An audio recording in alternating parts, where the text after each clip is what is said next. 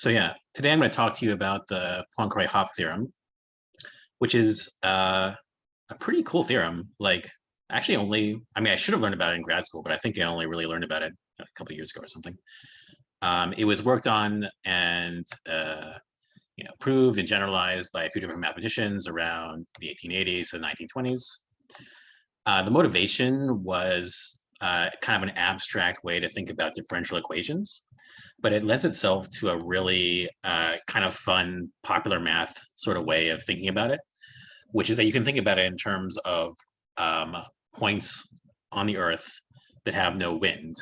And one of the consequences is that there always has to be at least one point on the Earth with no wind, which is kind of wouldn't necessarily think that was true, just giving a layman's knowledge of the wind. But it's actually more powerful. And I want to kind of talk about a more powerful version in this talk, which is that it gives you information about the relationship between the exact number of points on the Earth with no wind and the nature of the wind around those points. And so it is a mathematical theory.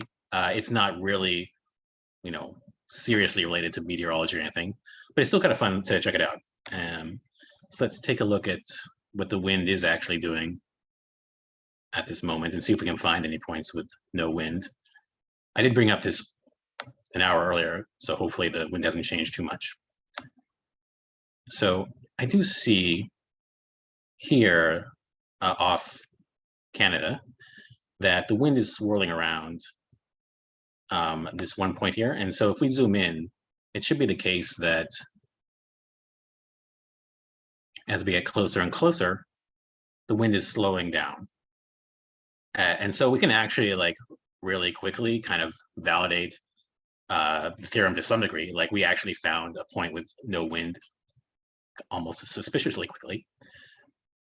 Let's look around a little bit more and see if there's other interesting stuff we can see. An hour ago, there was some more interesting things to look at.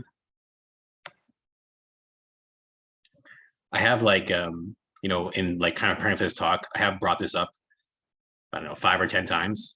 And one time I actually it took me 30 seconds or more to find a place with no wind, which I was scared would happen now, but fortunately not. Let's see.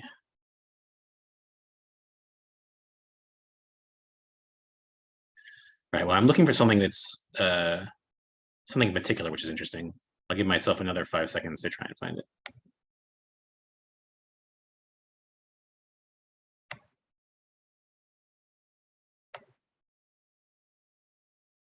All right, well, I'm not sure where it is. Maybe it disappeared. But in any case, you can actually it's surprisingly fun to actually kind of look around and see all the sorts of stuff which is happening. You have multiple streams here that are kind of merging into one. Here you have this is kind of ricocheting off of zero here. Here you have more things kind of folding into each other. That's actually pretty interesting patterns in the wind if you just kind of look at it. But okay, so let's go on. And as I was saying, this is really about math. It's not really about meteorology. So the phrasing in terms of wind on the Earth is really just kind of an approximation. And what this is really talking about is a more abstract mathematical object, namely a continuous vector field on the sphere. So in order to describe the theorem, I have to tell you what the rules of that are. So a vector field is made up of tangent vectors. Every time I say vector, I'm really going to mean tangent vector.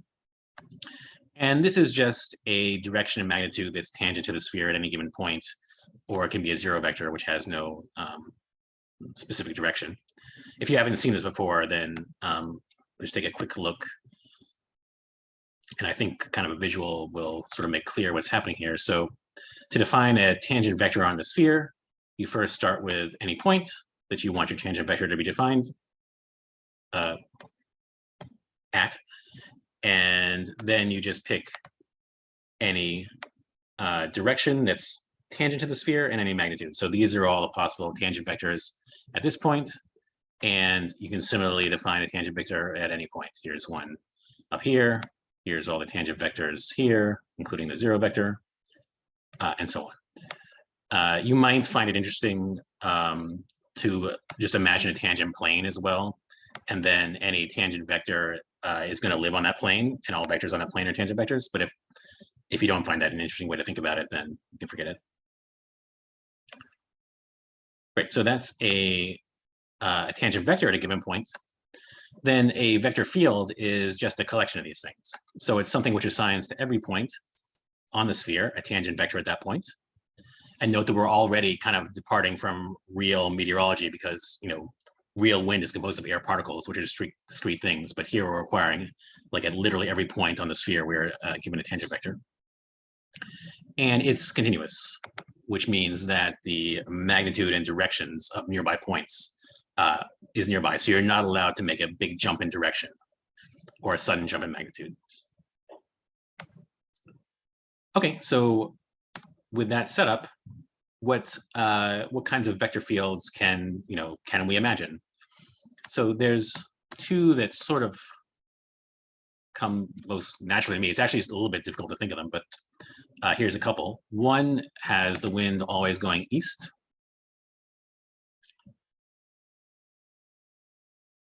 By the way, my wife, and I think this is true too, point out that like the color scheme is a little bit jarring. So I apologize for that. This is like the default GeoGebra color scheme, but the red and green is somehow a little bit unsettling. But so here we have the wind going east at all points. And because you can't go east from the North Pole, the vector field is 0 there. And in order to be continuous, it has to decrease in magnitude as you go from the equator to the North Pole, and you can see that it does. And similarly, you can't go east from the South Pole, so the vector field is 0 there, and you decrease in magnitude from the equator to the South Pole. And you can notice that looking from the North Pole, the vector field appears to be kind of going in a circle counterclockwise around that 0. And similarly, like looking from the South Pole, the vector field appears to be going in a circle clockwise around that 0. Very similarly, you can imagine a vector field where the wind is always going south. And it's similar in that like we're again going to have zeros at the North and South Pole. We have a 0 at the North Pole because every direction is south. So you can't have one specific direction you point out to be south. So it's 0 there. And it's also 0 at the South Pole because no direction is south from the South Pole. And so again, the vector field is decreasing in magnitude as you go from the equator to the North Pole. And similarly, it's decreasing in magnitude as you go from the equator to the South Pole.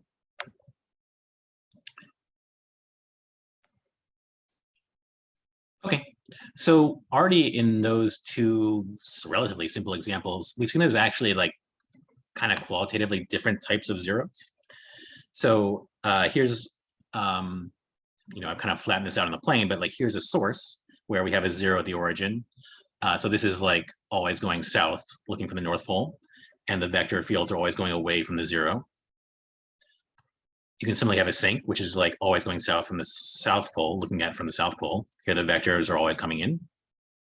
And there's also circles, so a clockwise circle. This is always going east from the South Pole. You can see that the vector fields are kind of circling around the 0 clockwise. And we also saw circling around the 0 going counterclockwise.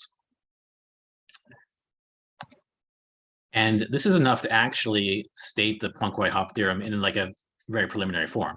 So these are the sorts of zeros which come to, which are on the vector fields, which are the easiest to imagine, for me at least. And we can already say something about it. So suppose that you have a vector field on the sphere with some number of zeros, and all these zeros are sources, sinks, or circles. So they're all of the kinds that we saw already. Then you can say exactly what n is. It's just 2. There's no way to make a vector field which has zeros of the kind that we've seen already and have the number of zeros be anything other than 2. It can't be less than 2. It can't be more than 2. And it's kind of makes sense because if you think about a vector field like the one where the wind is always going south, it's not really clear how you would put another 0 in there, like where it would fit. And in fact, the Poincare-Hopf theorem says that you can't put another 0 in if the 0 is of a type that we've seen already. Okay, so is that it? Is it just like there's always 2 zeros for any vector field in the sphere? Well, so no, and I didn't point it out, but like even just looking at the map of the wind that we saw, like the live map of the wind, you could actually see multiple zeros just in the things that we scrolled by. So there must be something else going on here. So let's look at a less obvious vector field on the sphere now. So here we're looking at the equator, and you can see that we have 1, 0. This is circling around clockwise. If I turn 90 degrees, I can see a second 0 circling around counterclockwise. Okay. But now I turn another 90 degrees, and I can already see a third 0. This is circling around clockwise, and I turn again, and I see a fourth 0.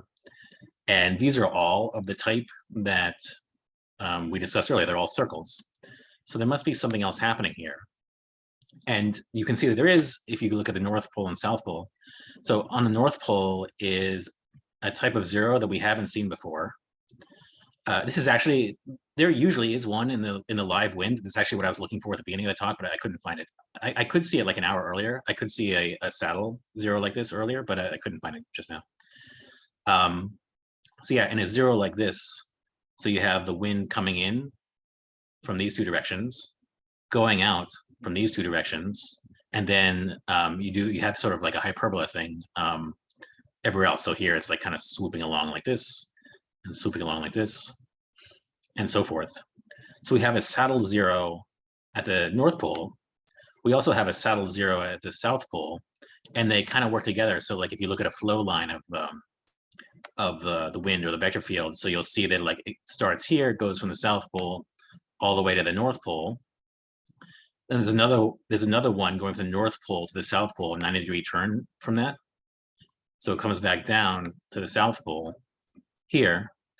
And so you've got like kind of a loop in this quadrant. And then this vector field is filled out by having the circles continue and like go inside and like have another 0 of circular type on the equator.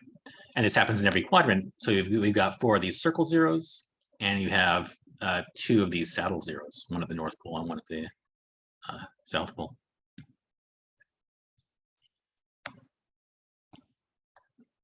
Okay, so the Poincare-Hopf theorem can also accommodate this. So suppose now that we have a vector field on the sphere that has n sources, sinks, and circles. So these are the types that we looked at the very beginning. And m saddles. This is the new type. And no other types of 0s. So then it's just a little bit more complicated than n equals 2. We have n minus m equals 2. So we can no longer say exactly what n and m are, but there's a obviously a very tight relationship between them. So in the previous example, we had 4 circles and m saddles, and 4 minus 2 is 2. So that's consistent.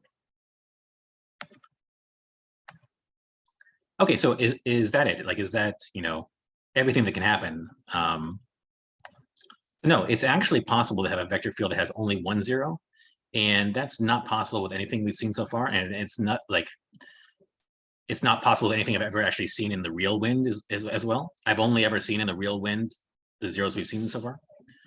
But theoretically, you can have a vector field with just 1 0. And I actually didn't make a GeoGebra thing for this, so we just have to look at Wikipedia's image for this. So let me describe what's going on here. So in this picture, there is just 1 0 here at the North Pole. Everything else is non-zero. And so what's happening is, suppose that you take a point here and follow the flow line. So it's going to go out in a loop and come back to this 0. And if you start a little bit higher up, it's going to go out in a bigger loop and come back to the 0. And if you go all the way up here, this point, the flow line is going to go all the way in a great circle around back behind, which you can't see here, and come back to the 0. And then it's going to happen again on the other hemisphere over here. So like you go over here and it goes in a big loop around and comes back to the 0. And you go here and it goes in a small loop around, comes back. And this is called a dipole 0, kind of by analogy with electromagnetism, like kind of what the field lines look like there. And you can also view it as, because like this is like a lot going on here, right? Like, so this kind of looks like one of the circle zeros we've seen, like from the North Pole when the wind is going east, and this kind of looks like the South Pole with the wind going east. So you can also view this as you kind of like deform that that vector field slowly and bring those two zeros together until they fuse. So that's another way to look at it. As I said, I've never seen this. I mean, I've only been looking at it for like a week or so. I've never seen this looking at the real weather data. So we can take this into account as well. So now let's have a vector field with, as before, n of our simple things, sources, sinks, and circles, m saddles, and p dipoles, and no other zeros. So then we have that n minus m plus 2p is 2. And so this is consistent with what we saw because n and m were 0, p was equal to 1, and 2 times 1 is 2. Okay, so now let's skip to the what's not really the final version, but the final version for the purpose of this talk. So suppose that your vector field has p1 through pn as all of its zeros. Then, if you take the sum of the index of each of those zeros, then you'll get 2. And the index is something I'm about to define, but the index for sources, sinks, and circles is 1. Excuse me, the index for saddles is -1, and the index of dipoles is 2. So this equation is a generalization of the previous equations that we saw, where we just took like n minus m plus 2p, taking into account the indices of all these zeros. Okay, so how do you define the index in general? Let's take a look. So here, the definition I'm going to give is general for any type of zero, but I'm going to give an example first with this circle that's going clockwise. So you take your 0 and you draw a small circle around that 0, like I have here. And you imagine you've got some point, which is like freely moving along that circle, which is what I'm kind of dragging along here. Now, what I have on the right-hand pane is everywhere this point is, just draw the vector, like, you know, the vector field has some value. Now I draw that vector on the right-hand side, but anchored at the origin. So as I drag this point around the circle, this vector on the right-hand side is also going to make some sort of movement around the origin. And the index of the 0 is defined to be the number of counterclockwise turns the vector on the right makes as I do one counterclockwise turn on the left. So let me do one counterclockwise turn on the left, and we'll just kind of observe what happens on the right. So I did one counterclockwise turn, and you may have been able to follow that on the right-hand side, this vector also did one counterclockwise turn, which is consistent with the fact that the index should be 1 for this type of 0. Let me do it again. So I move it around once counterclockwise on the left, and the vector goes once counterclockwise on the right. So this was for a vector field of this circle type. It might be, at least for me, I would naturally think that like, oh, okay, well, that's the index for a clockwise vector field. So it must be -1 for a counterclockwise vector field. So let's take a look at what happens there. And in fact, there we'll see that it's still 1. It actually doesn't matter if the vector field itself is clockwise or counterclockwise. In either case, one counterclockwise turn on the left turns into one counterclockwise turn on the right. So the index is still 1. I'll do it one more time. And as we said, we can also show the same thing for sources and sinks. So if we look at a source here,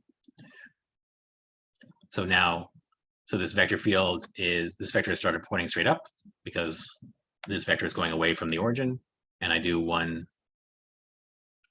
circle on the left, and the vector on the right falls in lockstep. And with a sink, so now the vector is pointing straight down, but still I do one circle on the left, and it turns into one circle on the right, and counterclockwise in both cases. Okay. So now let's look at the next case, which is saddles. So in this case, it should be -1. The index should be -1 to be consistent with what we've seen already. Oops.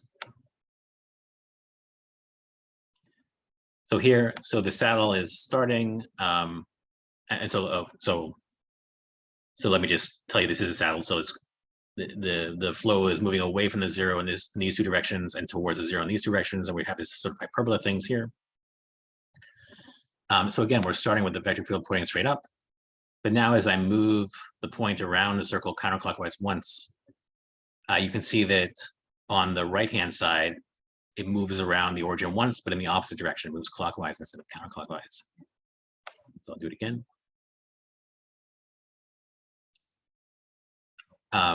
So yeah, so it moved once around, but in opposite orientation. So the index of this saddle is -1 instead of 1. And let's also look at a dipole again. It was too hard for me to make a GeoGebra thing, but we can look at it on the Wikipedia image. So suppose that we start with our point on the circle here. So now the vector is pointing straight up. And now as we move 90 degrees here, the vector is already pointing straight down. Now we move down here and the vector is pointing straight up again. So it's already made a full turn. Now we move around the circle again and the vector is pointing straight down. And we go back and it's pointing straight up again. So it's made a second full turn. So the index of the dipole is 2.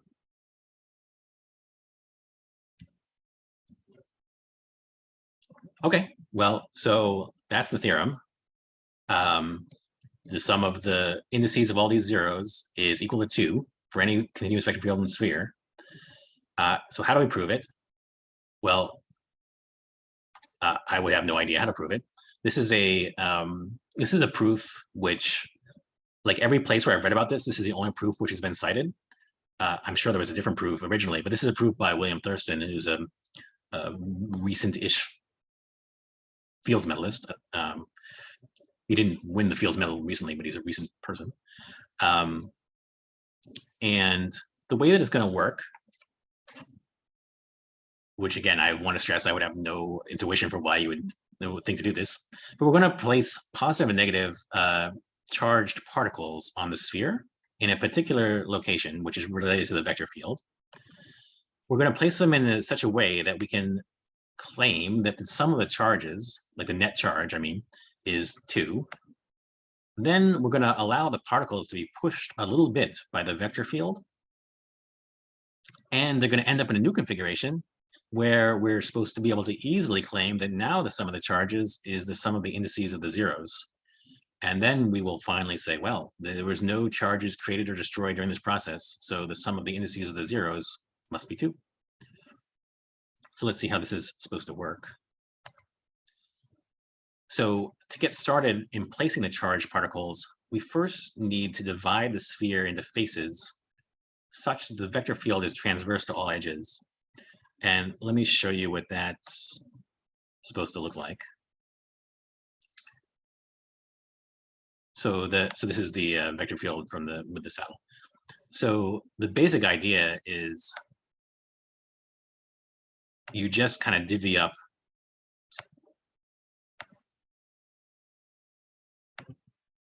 the sphere into polygons. So here I'll draw a little square there, and you can draw a triangle here, and you basically just like keep going. You fill the entire sphere with like these little polygons. It turns out that you can actually make them all triangles except for the ones which are around the zeros. So you keep doing this, and of course I'm not going to actually do this for the entire sphere. You keep doing this, and the only rule is you are not allowed to place an edge if a tangent vector is lying right along it. So you can't like do something like this where I say, oh, well, that didn't come out. But I can't place a segment that's like lying right along I'm having a lot of trouble. Okay, well, imagine this segment with like right along this arrow. You're not allowed to do that. Besides that, the only requirement on this division of the circle is that a division of the sphere is that it'll be convenient if all the triangles are very small in a way which we'll see when we go through the proof. But besides that, you can really just like kind of divide this thing up however you want and just like fill the whole sphere up.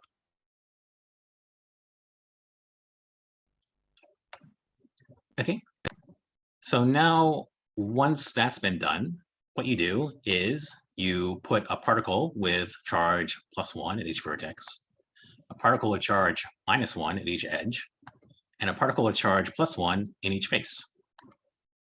So to take an example, let's just look at this 2D vector field. So I'm actually going to turn off the vector field because it's kind of, the diagram is a little bit busy. But so there's a vector field in the background, and suppose this is like just part of the triangulation. So what you've done is, so you've divided this thing into triangles of the polygons, and then you put a blue particle with charge 1 at each vertex, a red particle with charge -1 on each edge, and a blue particle with charge 1 somewhere inside each polygon, each triangle or square or whatever. Okay, so to do the first part of this proof, we're supposed to now claim that, quote unquote, obviously, not really obvious, but quote unquote, yeah, that the sum of the charges is 2. So what is the sum of the charges? So it's the number of vertices minus the number of edges plus the number of faces, just because we put a positive charge on each vertex, a negative charge on each edge, and a positive charge on each face. So you can also write this as v minus e plus f. And probably a number of you have seen this formula before and will now say, oh, yes, of course it is 2. If you haven't seen it before, then you have a big treat in store for you if you start going down this rabbit hole, because this formula has like really like wide-ranging consequences, and it's like not just in like, you know, popular math, but in academic math, and it's a huge deal, I would say. But yeah, at some point, Euler invented or wrote down this formula that says like, hey, if you take any polyhedron and take its vertices and edges and faces, then you always have the v minus e plus f equals 2. And you can see it here. Wikipedia has it for some particular polyhedra. The tetrahedron has 4 minus 6 plus 4 equals 2, and so forth. But this is exactly what we're looking at, because every convex polyhedron is basically like a flattened version of a division of the sphere that we've been talking about. And similarly, like any polyhedron, any convex polyhedron, you can just kind of blow up like a balloon to also become like a division on the sphere.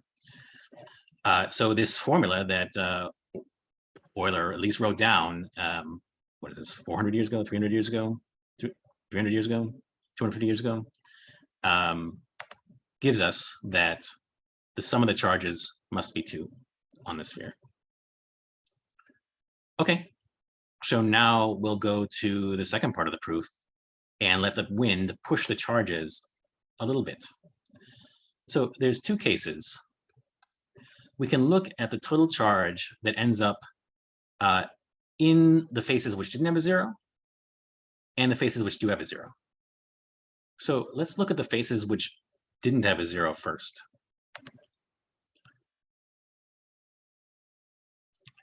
So the main insight is that when you're doing this triangulation, you can choose the triangles to be so small that the vector field is essentially pointing in the same direction throughout the triangle, as long as the triangle didn't have a 0 in it. And if you have that assumption, there's actually only a few cases to check, because triangles are quite simple.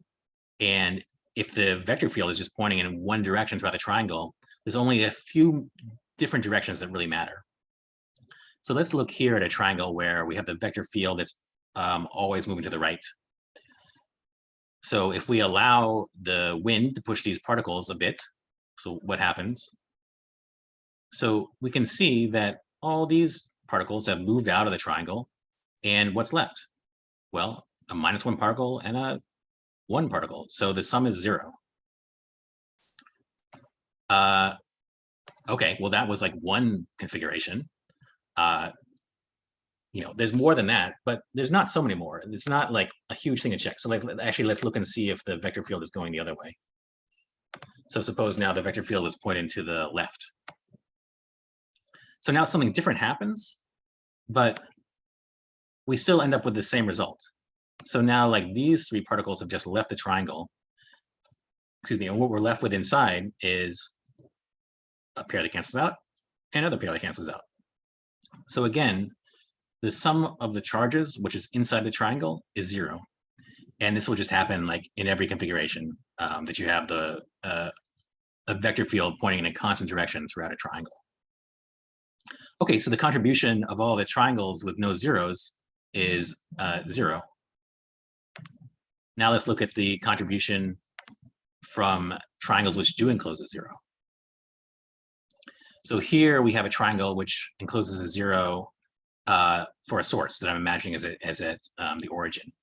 So you can see like the vector field is pointing outwards everywhere. Okay, so what happens as we allow the wind to push these particles? Well, it's actually easier to imagine maybe than in some other cases, but like everything kind of flies away. So all these particles fly away, and the only thing that's left is this particle with charge +1. Well, that's good because the index of a source is supposed to be +1. So now what if we take a look at a sink? Let me just switch this vector field. Okay, so now we have all the vectors pointing in towards our 0 at the origin. So now what happens? Well, everything collapses in, which is a different outcome, but with the same net charge, because we have one pair that cancels out here, one pair that cancels out here, one pair that cancels out here, and we're left with our net charge of 1, just like we expected it to be based on the fact that the index of a sink is 1. Let's look at some other cases. So what if we had a saddle? So again, now we're using a square, but we have a saddle. So this is coming in along the x-axis and going out along the y-axis and having some sort of hyperbola behavior here. And what if we allow the wind to push these particles? So these have all flown away. These have flown away, and these two negative particles have been pushed in by the wind. So what we're left with is this cancels out, and we have a net charge of -1, just as we would expect it to be. And finally, let's take a look at a circle. So here we have a vector field which is going counterclockwise, and I've put it in some weird octahedral polygon. Okay, let's let the wind push these particles and see what's happening. So it pushes them a bit, and it's maybe not as immediate to see exactly what happened, but so these ones flew off. All the ones on kind of the left-hand side of these little prongs flew off. And what we're left with inside is this pair that cancels out, this pair that cancels out, this pair that cancels out, this pair that cancels out, and 1. So the index is 1, just as we would have expected it to be.